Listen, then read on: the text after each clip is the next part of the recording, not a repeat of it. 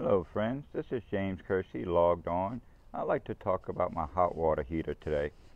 I just purchased a tankless water heater and I had it installed for a little over a week now, and I had a problem to where the water pressure inside the house wasn't flowing fast enough, so the burners did not want to kick on.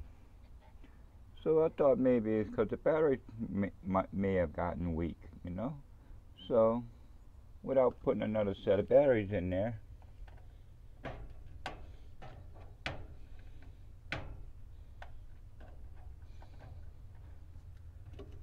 no batteries, I went ahead and hooked up an iPhone charger adapter with a e-cigarette cord plugged into it, which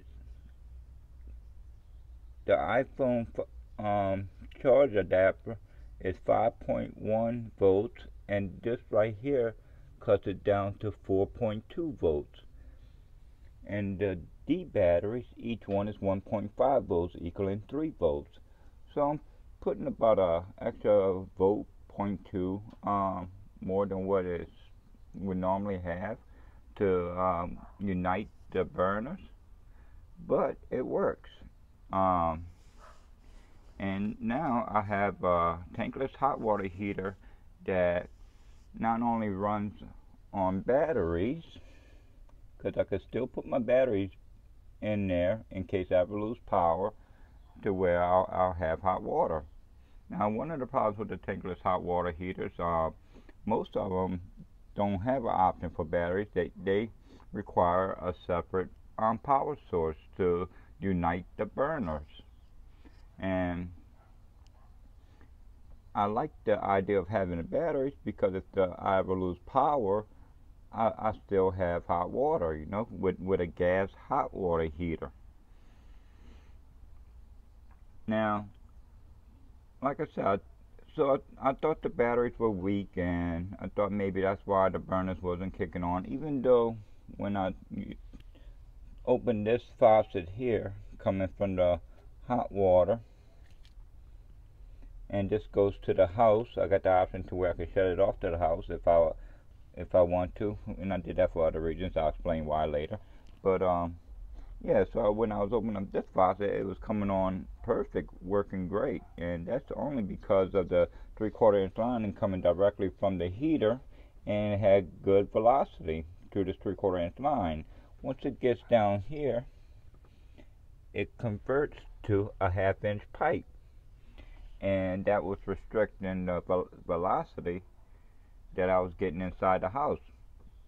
And all of a sudden, I don't know why, because it was working good for the first week or so, and it just wouldn't.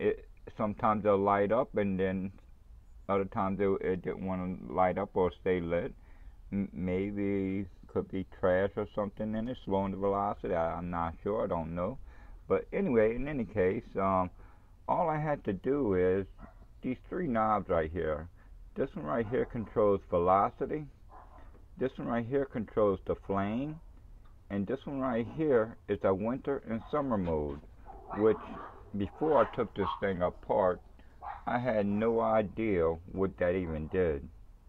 But after taking it apart and playing around with it, I learned that what this does is, right now, is switch to the summer mode, and whenever you switch it to the winter mode, it controls these burners. Up here is where the flame will come out. It will have the actual burners in here, and these are the jets that come up and split into 3 separate burners. And then underneath each one of these, is a head with a pinhole in it,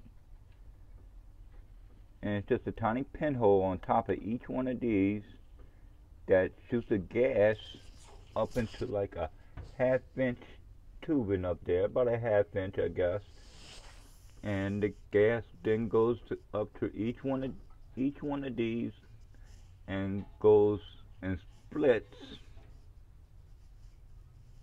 into three, one, two, and then three separate burners up in here. So there's 15 of these right here, which means there's 15 of these gas injector heads coming across. So each one, like I said, splits off into three. So that would be 15 times 3 burners that heat up my water, okay? And what this valve right here does, when I switch it into winter mode, it turns on these 3 gases. But when it switch to the summer mode, these 3, and these 3 over here, the 3 on each end, and the winter mode, the 3 on each end will be activated to where it supplies these burners up here. In the winter mode, it'll be activated to where in the summer mode, no gas will come out of the 3 on the end, which would be a total of 6 of these jets out of the 15 that will no longer be producing gas for these upper burners. So that will leave me with 9 out of the 15 that is actually using gas in the summer mode. Great for saving extra gas, right? Well, anyway, my problem was the velocity. I wasn't moving the water fast enough to the kitchen faucet or the bathroom faucet, the bathtub faucet in the house, to where it wasn't moving fast enough to kick the burners on. To where right here, with this faucet coming straight from the hot water heater, it was very easy through that 3/4 inch line, everything 3/4, and right off the hot water heater, it would light up the burners every time.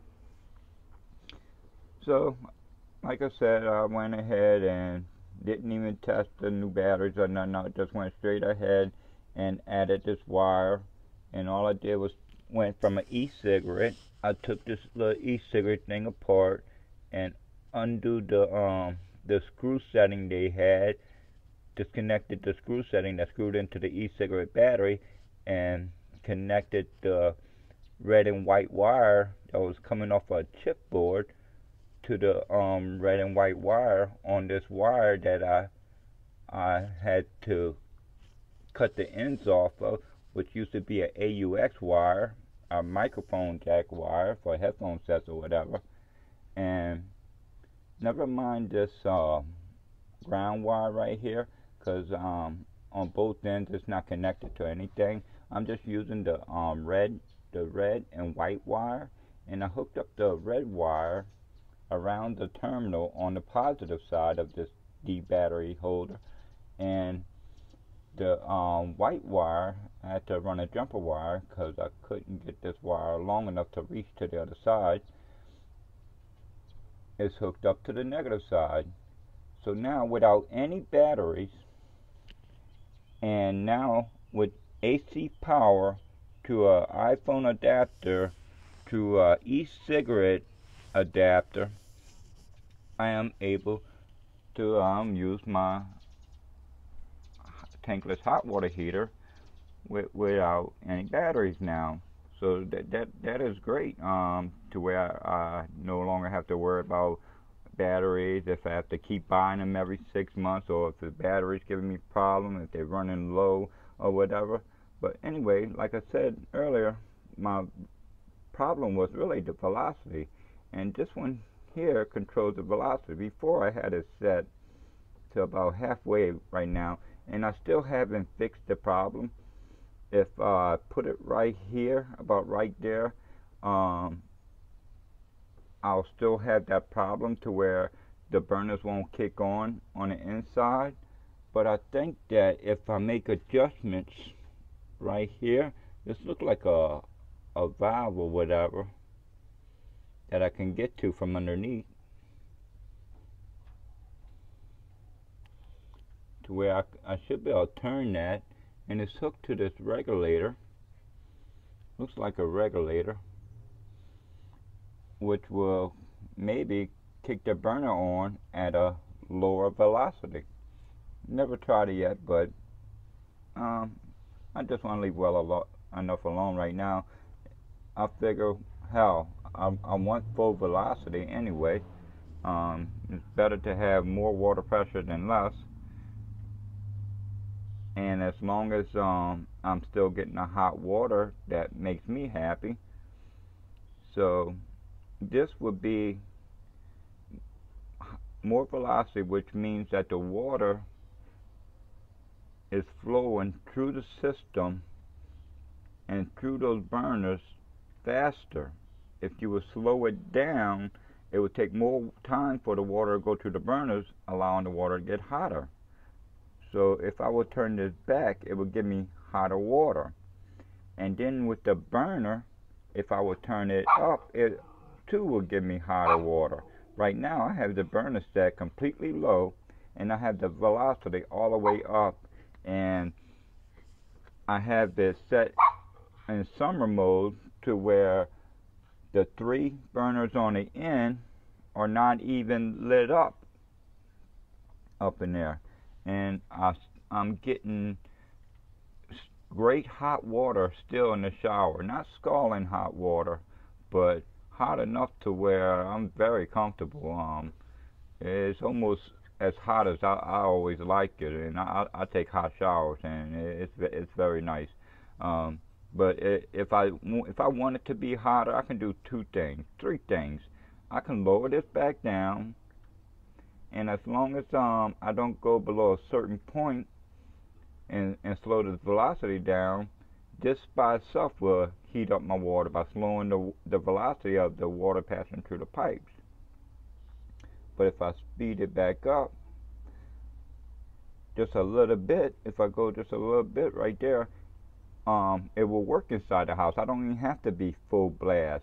But if I come a little bit below the halfway mark, or right at the halfway mark, until I make adjustments to this regulator in the back, I'm guessing, then the burner's not gonna want to kick on from inside the house.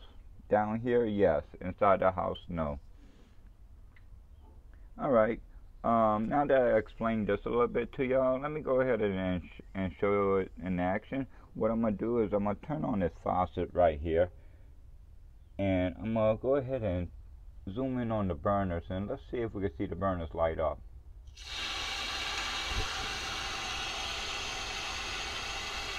Okay, now you got the burners lit up, and like I said, on each end, because it's in summer mode, some of the burners are not lit up. Now when I switch it to winter mode,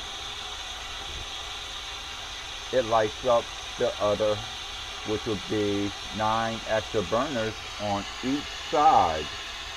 Because like I said, each one of these pipes right here splits off to 3 separate burners. So now, and already this water is hot. It don't take long. I see why they call this instant hot water. But anyway, this is my review of my tankless hot water heater, and this is the cover right here. I have no idea what name brand it is. I bought this off of eBay, and it's supposed to handle I think 6 gallons per minute, and it comes from Japan, so it don't even read in Fahrenheit. It reads in Celsius only.